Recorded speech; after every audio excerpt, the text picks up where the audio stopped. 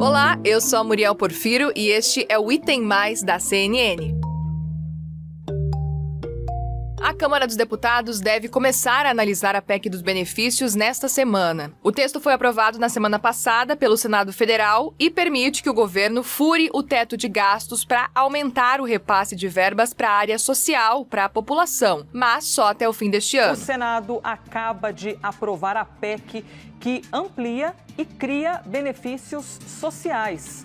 Qual foi o placar deste momento? Nós estávamos aqui acompanhando na expectativa para que, de fato, a decisão saísse. Temos Rodrigo Pacheco aparecendo já aí na sua tela. Imagem ao vivo deste momento, às 7 horas e 14 minutos. Foram 72 votos a favor e um voto contrário para essa PEC. A PEC, que foi elaborada pela base governista, autoriza um gasto extraordinário de 41 bilhões de reais, isso há 3 meses das eleições. A emenda prevê o reconhecimento do estado de emergência em 2022 no país e um pacote de mais de 41 bilhões de reais em auxílios. Esse é um dos nossos destaques no site da CNN Brasil. Dentre os principais pontos do texto está a criação do auxílio de R$1.000 a caminhoneiros e um auxílio ainda sem valor definido aos taxistas. Além disso, o projeto amplia o Auxílio Brasil para ao menos R$600 mensais e o Vale Gás para cerca de R$120 a cada 2 meses. Essas medidas serão válidas até 31 de dezembro deste ano, segundo o parecer. O estado de emergência é um dos pontos mais polêmicos e os parlamentares seguem em discussão sobre a remoção ou não desse trecho. Por ser um ano eleitoral, a lei das eleições proíbe a criação de novos benefícios sociais, mas a ala governista usa como justificativa a guerra na Ucrânia, que começou em fevereiro, para explicar o aumento de preço dos combustíveis e a necessidade, então, da criação do estado de emergência. A oposição argumenta que o governo tenta colocar esse trecho para evitar que sejam imputados a ele crimes eleitorais. Por outro lado, a preocupação dos analistas de mercado é com o futuro e o eventual descontrole das contas públicas. E o Planalto, por sua vez, afirma que a medida é necessária diante do agravamento do quadro econômico e social. Em 23 estados, o preço do diesel já é superior a 8. Em 17, a gasolina também já está valendo mais do que R$8. A renda domiciliar em 2021 caiu ao menor nível desde o ano de 2012.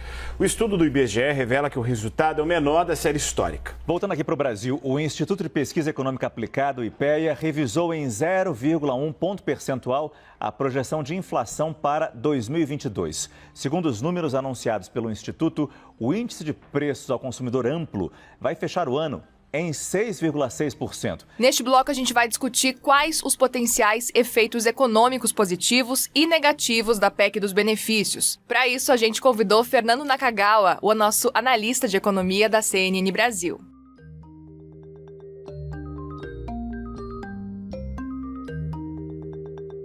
Naka, obrigada por conversar com a gente. Bem-vindo.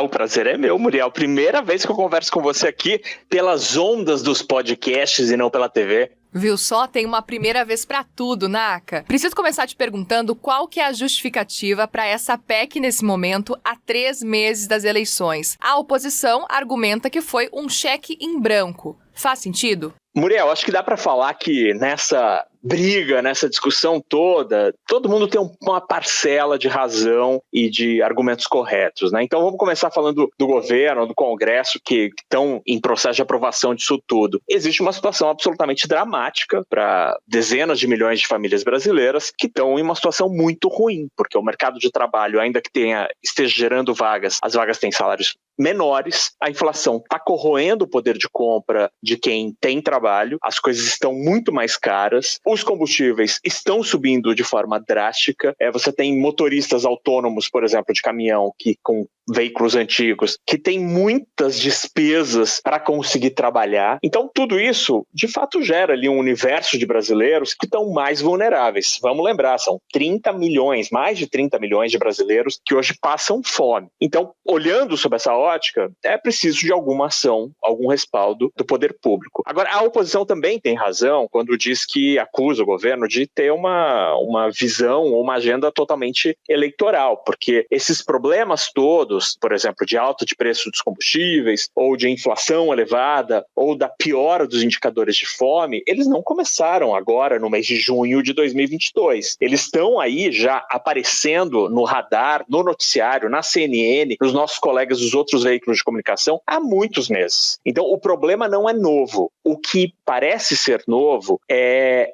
o tom de urgência que o governo adotou e o Congresso adotou para aprovar esse texto. E daí, sim, existe uma crítica, e a crítica parece razoável. Se o governo está tão preocupado com os mais vulneráveis, por que não fez isso antes? Naka, assim que a PEC foi aprovada no Senado, o dólar subiu. A preocupação do mercado se justifica? Explica pra gente como que esse gasto afeta as contas públicas. É interessante porque são dois mecanismos que parecem tão distantes, mas eles têm uma relação muito próxima, assim, então muito pertinho uma coisa da outra, né? O que acontece com essa PEC, se de fato ela for aprovada desse jeito, e tudo indica que vai ser, é que você tem, de um lado, o poder público preocupado com uma parcela da população, o que é absolutamente legítimo e justo, mas esse mesmo poder público está disposto a gastar mais, dá todas as indicações de que vai gastar mais e de que está disposto para isso a burlar regras. Ele não está querendo cortar na própria carne, como muita gente na economia costuma dizer, quando você está diante de uma dificuldade, você precisa de um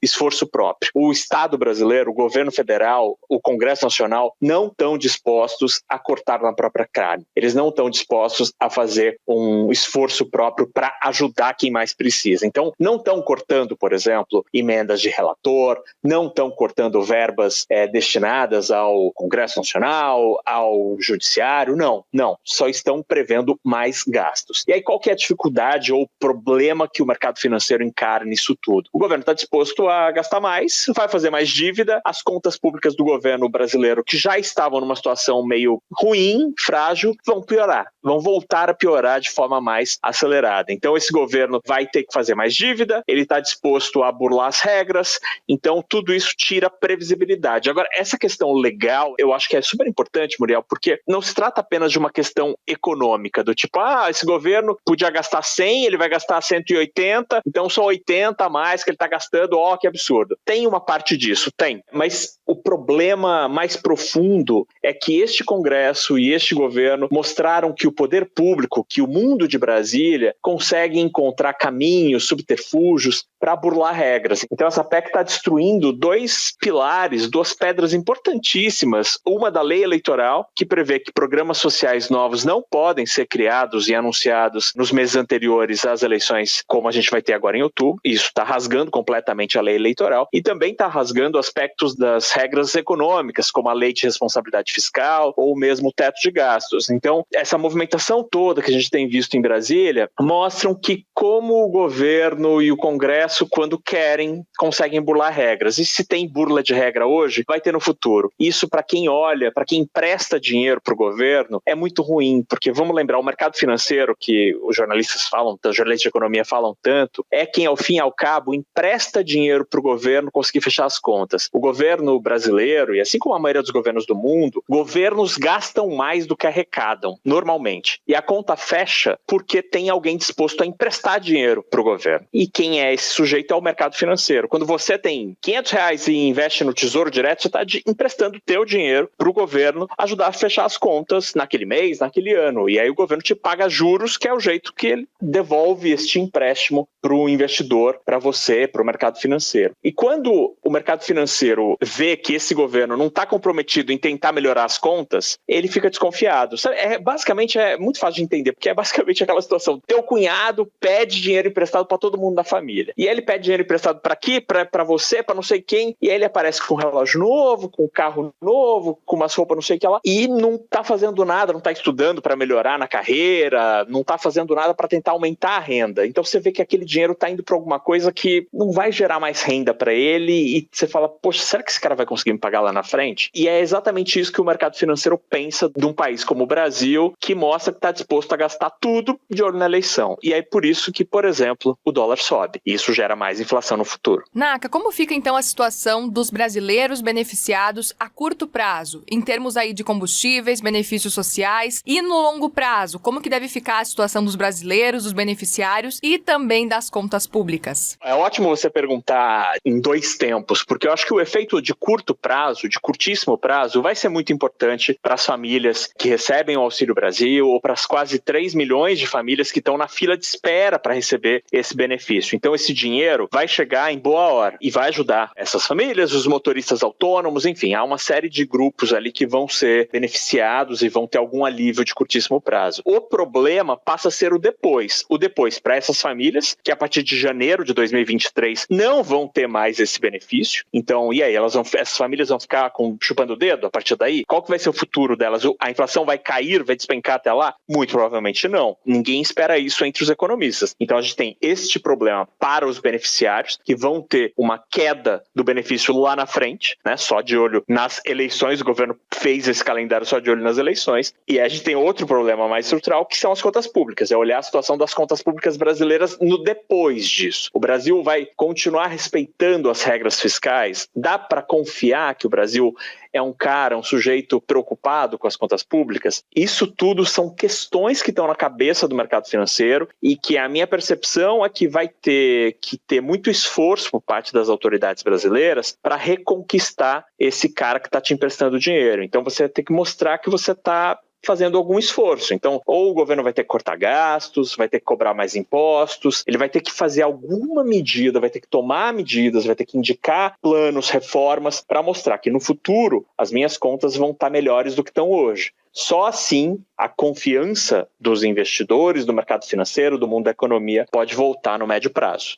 Naka, quais seriam as outras alternativas que poderiam existir para lidar com esse problema? Acho que daria para o governo ter feito plano com mais antecedência e planejamento, né? Então essas famílias, como a gente disse no comecinho da nossa conversa, elas não estão com dificuldade em encher o carrinho do supermercado agora, no começo de julho de 2022. Esse é um problema que já vem há vários meses. Não é hoje que o motorista autônomo de caminhão está tendo dificuldade de encher o tanque. O governo deveria ter adotado medidas lá atrás. Só que, por exemplo, o ministro Paulo Guedes, a equipe econômica, é meio contra dar benefícios direcionados. Eles tinham outros planos, queriam reduzir impostos. Eles poderiam ter adotado outras medidas, por exemplo, a criação daquele fundo de compensação que estava previsto, estava em discussão no Congresso Nacional e que não deu em nada. Então, o governo tinha cartas na mesa para jogar e para tentar amenizar a situação dessas famílias, mas não quis lá no passado. E agora, como as eleições estão ali cada dia mais próximas, decidiram agir. E a outra coisa que os economistas batem muito na tecla, Muriel, é que o governo poderia, diante da situação que requer alguma ajuda, de fato, para esses brasileiros mais necessitados, o governo deveria ter indicado algum esforço próprio, algum corte na sua própria carne. Então, dizendo, olha, então tá bom, então eu vou ajudar aqui os brasileiros que precisam, eu vou cortar um pouco da verba que iria, por exemplo, para as forças armadas. Mas não teve nenhum tipo de indicação desse esforço próprio do governo. Isso é entendido de uma maneira muito, muito negativa pelo mundo econômico. Naka, obrigada pela participação. Bom trabalho para você por aí. Você sabe onde eu sento, é só me chamar que eu volto.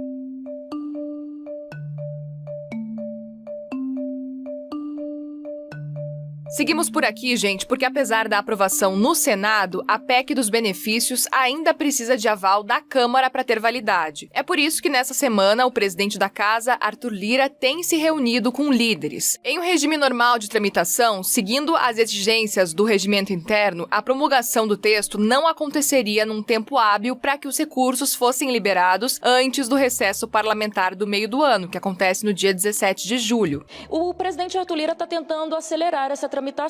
Primeiro, são dois motivos aí para tentar correr contra o tempo. Primeiro, que eles querem entrar de recesso. Daqui a 2 semanas tem aquele recesso previsto na Constituição. Então, eles querem entrar de recesso e precisam entregar tudo antes do recesso, até para poder sair aí e fazer campanha em seus estados. Segundo, que o governo tem pressa, né? Até mesmo por conta da eleição. O governo tem pressa e quer já colocar para andar, colocar em vigor essa nova legislação e começar a pagar esses benefícios. Mas eu comentava sobre a legislação, todos os pormenores aqui no Congresso Nacional. Para poder acelerar isso, o presidente Arthur Lira está com uma opção aí em mãos, que é apensar, ou seja, anexar a proposta aprovada aqui ontem no Senado em outra que já está tramitando lá na Câmara dos Deputados. Porque pelos regimentos internos aqui, tanto da Câmara quanto do Senado, essa PEC, depois de aprovada aqui no Senado Federal, teria que passar por aquelas comissões que a gente sempre comenta aqui. Para pular esse espaço, essas reuniões das comissões, o que eles precisam fazer? Já colocar ela junto com outra PEC que está tramitando lá na Câmara dos Deputados. E essa PEC, a mais provável, é a PEC do biocombustível, que prevê em seu resumo uma facilitação ali, um desconto nos impostos para quem produz etanol para poder concorrer de igual para igual com a gasolina. O atalho legislativo foi confirmado ainda durante o fim de semana. A proposta de emenda à Constituição, que prevê mais de 40 bilhões de reais em auxílios, foi apensada a outra PEC, a PEC dos biocombustíveis. Assim, o relatório deve ser analisado em comissão especial na próxima quarta-feira. Essa informação é do deputado Danilo Forte, que vai ser o relator do projeto. Mas a tramitação da proposta sofre a resistência dentro e fora do Legislativo. Nesse segundo bloco, a gente vai falar sobre a negociação política em torno da votação da PEC dos auxílios, a PEC dos benefícios. E quem conversa com a gente sobre isso é o Yuri Pita, o nosso analista de política da CNN Brasil. Yuri, bem-vindo aqui no Item Mais, sempre bom conversar contigo. Tudo bom, Muriel? Sempre um prazer estar aqui no Item Mais. Tudo certo, agora eu tô cuidando do cantinho da Carol aqui. Vamos começar falando então sobre a PEC dos combustíveis e quero começar perguntando por que tem gente chamando de PEC kamikaze, de PEC dos benefícios, de PEC das bondades, a PEC dos combustíveis que era lá atrás, né? Era esse nome, agora se perdeu, é tudo quanto é tipo de nome, Yuri. E aí vale aquela máxima, depende do ponto de vista, mas tem uma explicação também do ponto de vista de trâmite no Congresso Nacional. O que aconteceu? O governo propôs, de fato, uma PEC nova, que foi protocolada como PEC número 16 no Senado, que era justamente para poder zerar o ICMS do diesel e do gás de cozinha, que são dois produtos que sofreram uma alta muito grande. O governo tinha conseguido reduzir o máximo de alíquota de ICMS de uma série de produtos, mas pretendia zerar o diesel e o gás de cozinha, o ICMS do diesel e do gás de cozinha cobrado pelos estados, e precisaria fazer uma compensação para os estados, porque afinal de contas não pode o governo federal interferir a ponto de impedir um outro ente federado de cobrar imposto. Mas, durante a tramitação, ali a discussão no Congresso Nacional, decidiu-se a pensar essa PEC, ou seja, juntar esta PEC mais recente com a PEC número 1 de 2022, que outros senadores haviam apresentado, como Carlos Fávaro, Alexandre Silveira, e que na época que apresentaram, que era para dar um auxílio financeiro a caminhoneiros por causa da alta do diesel no começo do ano, o ministro da Economia na época chegou a chamar de PEC kamikaze, que era uma PEC absurda do ponto de vista fiscal, etc. Só que isso era no começo do ano. A gente avança aqui ao longo deste primeiro semestre de 2022, qual é o cenário político-eleitoral que a gente tem? O presidente Jair Bolsonaro em segundo lugar nas pesquisas, mas ainda a uma distância bem significativa do primeiro colocado, o ex-presidente Lula do PT. E aí, diante desse cenário, diante da persistência da alta de preços e de uma convicção da classe política, uma convicção correta, de que se não houver mudança nesse cenário inflacionário e de pressão do preço dos combustíveis, da dificuldade que as famílias estão tendo para conseguir comprar gás de cozinha, para conseguir levar comida para as famílias, a reeleição estaria fadada a não ser bem sucedida.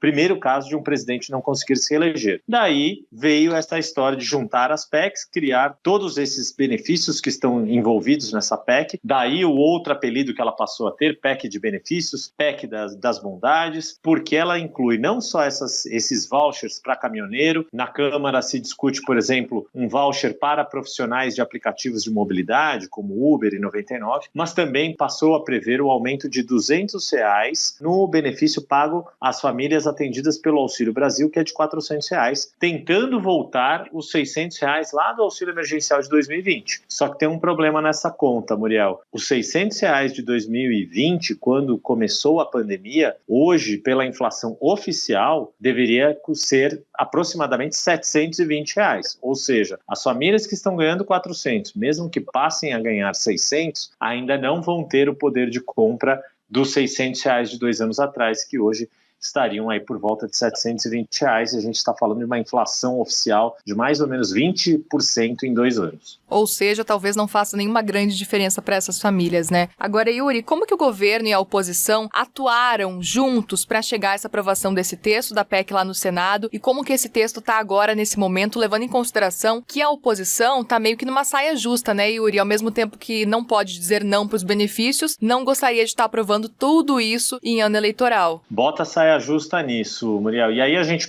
pode avaliar essa saia justa do ponto de vista da oposição mais à esquerda, e aí a gente está falando, obviamente, do PT e dos seus partidos aliados, da oposição ao governo pelo centro, digamos assim, os partidos que estão em torno de Simone Tebet, mas também a gente poderia incluir o PDT de Ciro Gomes, e também vale a gente avaliar, a gente fazer uma análise da contradição envolvendo o governo, como a gente disse, a PEC que no começo do ano foi apelidada por Paulo Guedes de PEC Kamikaze, virou a boia de salvação do governo neste momento. Por quê? Porque há uma expectativa de, como a gente disse, conseguindo aprovar a PEC no Senado e na Câmara, conseguindo botar esses benefícios na rua para rodar, nesses 3 meses que antecedem as eleições, menos de 3 meses já, poderia ter algum avanço nas pesquisas nas intenções de voto medidas pelas pesquisas do presidente Jair Bolsonaro. Essa é a expectativa do governo. O dilema da oposição, se por um lado esses projetos auxiliariam do ponto de vista político-eleitoral o presidente Jair Bolsonaro, é muito ruim para o discurso da esquerda, que tem os programas sociais como Bolsa Família e vários outros auxílios como uma das suas bandeiras tradicionais históricas, fica muito ruim para a esquerda votar contra. Por isso que a gente viu no Senado Federal a bancada do PT na íntegra votando, à exceção daqueles que não estavam presentes, porque estavam em missão oficial, mas todos votando a favor da PEC, ainda que tenham apontado uma outra modificação, porque acreditavam que havia exageros da parte do governo com aquele texto. E houve uma saia muito justa para Simone Tebet e Tasso Gereissati, o provável candidato a vice-presidente na chapa de Simone Tebet, candidato a presidente, porque para esse campo do PSDB, MDB, cidadania, o discurso fiscal é muito importante e a gente sabe que essa PEC, ela fura o teto de gastos, mais uma vez, por isso ela é uma emenda constitucional. O teto de gastos foi uma regra constitucional criada no governo Michel Temer. Para ser descumprida ou para se abrir uma exceção no teto, é preciso fazer uma mudança constitucional, mas acabou também, para quem vai disputar votos numa eleição presidencial, também seria muito complicado se posicionar contra,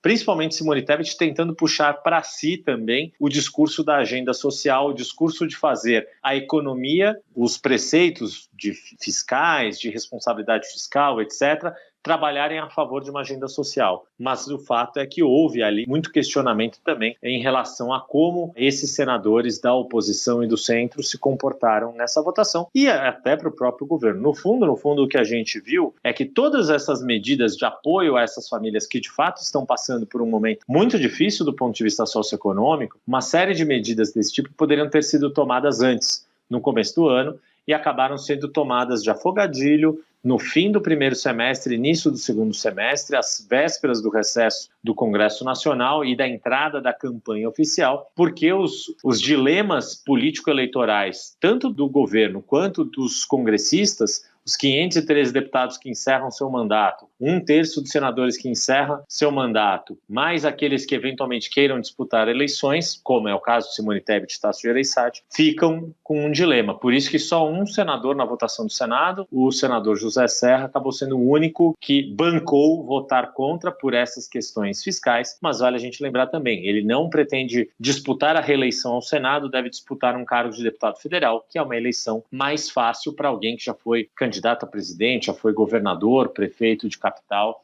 e tem uma trajetória na política bastante forte. Sim. Agora, Yuri, existe uma preocupação por parte da Câmara de não modificar o texto, né? Para que não precise aí voltar para o Senado esse texto. E aí o processo, claro, acabaria demorando mais. Quais são as chances de realmente não acontecer uma modificação? Pois é, essa é uma questão ainda um pouco nebulosa enquanto a gente grava esse podcast, Muriel. Por quê? O que aí, de novo, trazendo esses mesmos dilemas políticos do ponto de vista de política pública, de bandeira histórica, e políticos eleitorais da conjuntura da eleição caminhando para a campanha oficial e estando a menos de 3 meses do primeiro turno em 2 de outubro. A oposição na Câmara, os partidos de esquerda, tentam fazer valer algumas regras regimentais, ou seja, regras de procedimento, de processo, de tramitação de uma emenda constitucional na Câmara, para tentar fazer com que esse projeto não seja aprovado agora, em julho, ou seja postergado o máximo possível, para, ainda que votem a favor, façam com que esse programa de fato chegue na rua mais para frente. Não chegue agora ainda no mês de julho, que eventualmente os pagamentos só comecem no mês de agosto, ou que a votação comece no mês de agosto e o governo tenha que se mexer para conseguir garantir essa votação, ainda que sem modificação do texto mais para frente, e com isso reduzir o potencial de benefício de bônus eleitoral que o presidente Jair Bolsonaro possa colher com esses programas na rua, com auxílio caminhoneiro, com voucher caminhoneiro, com o novo pagamento do Auxílio Brasil, do Vale Gás, etc. Isso é um aspecto. O governo, por outro lado, a base governista, a gente vê que tem pressa para aprovar sim e tem força para conseguir aprovar sim, mas mesmo dentro da base, o próprio relator do projeto, o deputado Danilo Forte, chegou a falar em criar um dispositivo que não estava previsto na PEC do Senado, que é, por exemplo, para os motoristas de aplicativos de mobilidade. Aí, se fizer essa inclusão, tem que voltar para o Senado. Tem uma outra discussão em que é importante, que tem a ver com o contexto eleitoral, que é a necessidade ou não de se declarar o estado de emergência, que está previsto pela regra do Senado. Os senadores colocaram esse dispositivo por uma precaução legislativa, para evitar algum questionamento de burla, de descumprimento da regra eleitoral por parte da concessão desses benefícios. O estado de emergência seria uma espécie, não de habeas corpus, mas um álibi para justificar e não correr o risco de um questionamento, de uma impugnação de candidaturas, principalmente a candidatura do presidente Jair Bolsonaro. Tem gente na Câmara que acha que não precisa desse estado de emergência, mas a supressão desse texto não teria o mesmo tipo de efeito em retardar o processo como a inclusão de um outro benefício, por exemplo, para os motoristas de aplicativo. No fundo, a gente está vendo também na Câmara, e a Câmara tentando também fazer esse ajuste entre as suas vontades eleitorais, políticas, e o timing político, que é importante. Mas o fato é que o governo tem força, sim, se quiser, para fazer valer a sua vontade e conseguir aprovar o texto o quanto antes, para colocar na rua o quanto antes esses novos benefícios e esses aumentos, como do Vale Gás e do Auxílio Brasil. Que só duram até o fim de 2022, né? É bom a gente lembrar. Importante mesmo a lembrança de que tudo está previsto até o fim de 2022, que é o encerramento do mandato presidencial. E a grande questão é essa: muito dessa conta pelos economistas vai ficar para o ano que vem, seja lá quem for o presidente eleito em outubro deste ano. Agora, você falava sobre o estado de emergência. Qual que é o peso de uma medida como essa PEC dos benefícios, tão perto das eleições? O estado de emergência, por exemplo, se continuar realmente no texto, pode blindar o governo federal de qualquer punição por criar benefícios em ano eleitoral? Ou mesmo assim, a situação, o texto ainda pode parar no STF, por exemplo? Muriel, eu não sei se necessariamente a emenda constitucional poderia ser judicializada. Quer dizer, poder, tudo pode. É plausível, sim, que alguém conteste, porque é importante a gente explicar. Mesmo as emendas à Constituição, as mudanças constitucionais, precisam ser constitucionais, ou seja, precisam estar dentro do mínimo de diretrizes que a própria Constituição estabelece para si por meio das cláusulas pétreas. Elas se chamam cláusulas pétreas exatamente porque elas só podem ser mudadas por uma nova Constituição que exigiria a convocação de uma nova Assembleia Constituinte. Diante dessas críticas de que o governo estaria criando ali, acabando com uma série de regramentos que já têm uma duração ao longo desse período democrático, justamente para que o governante de momento não tenha uma vantagem tão superior em relação aos seus adversários, que é o mínimo de equidade na disputa, de isonomia na disputa eleitoral seja mantida. E aí eu estou falando não só de presidente da República, mas mesmo em relação a governadores, que também não podem ordenar novas despesas dentro de um período próximo à campanha eleitoral. Prefeitos não podem fazer contratações de pessoas, isso em cidades pequenas poderia ter um efeito muito significativo, poderia ser decisiva para uma eleição, um prefeito poder contratar pessoas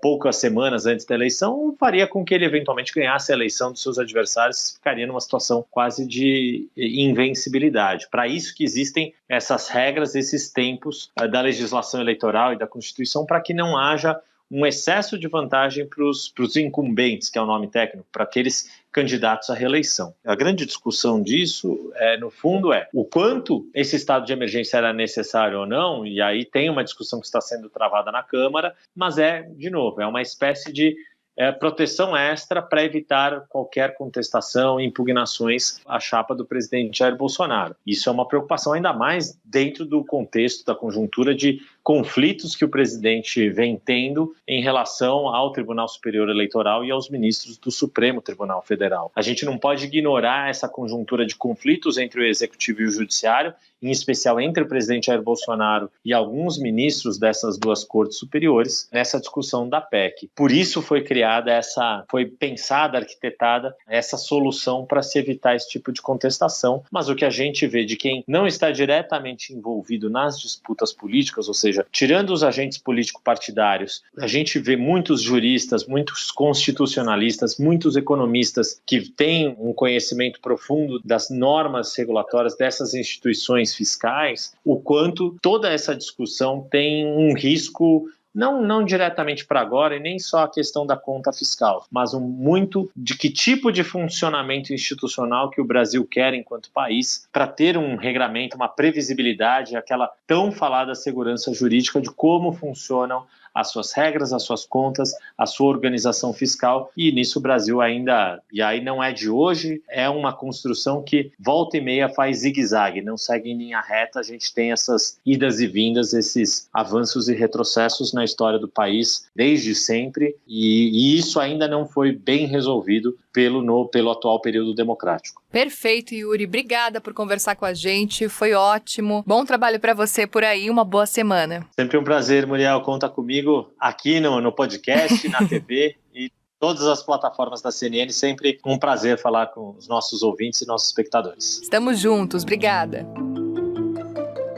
Esses foram os nossos analistas de política, também de economia, o Naka e o Yuri Pita, trazendo todas as informações que você precisa para se organizar e entender o que acontece neste momento no Congresso Nacional em torno dessa PEC dos combustíveis, PEC dos benefícios, PEC kamikaze, como ela está sendo chamada de modo geral. O importante é que você entenda o que ela representa neste momento para o Brasil e para um ano eleitoral. Chegamos ao fim desse podcast e tem mais por hoje, mas a gente volta amanhã. Com a apresentação de Muriel Porfírio, este podcast foi produzido pela Maremoto para a CNN Brasil. O roteiro e a pesquisa são do Lucas Scherer, a pauta e a produção do Danilo Santana, edição e sonorização do Roberto Rudinei, coordenação geral da Paula Weinberg e do Felipe Gomes, coordenação de produto Verônica Schneider e a coordenação editorial do Diego Toledo. Você também pode ouvir o Item Mais no site da CNN Brasil e aproveite, claro, para conhecer os nossos outros programas de áudio. Acesse cnnbrasil.com.br/podcasts.